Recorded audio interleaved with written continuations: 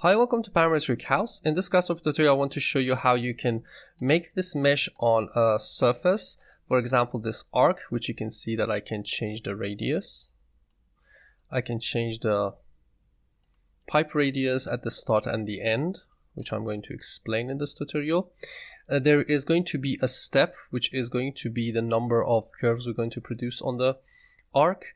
The distance, by changing this, you can see that this is going backwards, forwards. There is a charge, which I can increase the twisting charge, which I'm going to explain. The strength, by increasing that and increasing the iteration, I can change the results.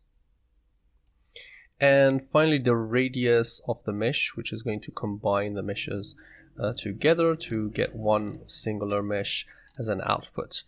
If you are a total beginner, I've also added links to the lessons, which is how arcs work, how you can make the pipe variable, how you can extract fields and spin force field work, and also the Dendro plugin and how you can convert a series of curves to a mesh. So if you're total beginners, you can also check out those lessons below this tutorial. Okay, let's get started and learn this step by step.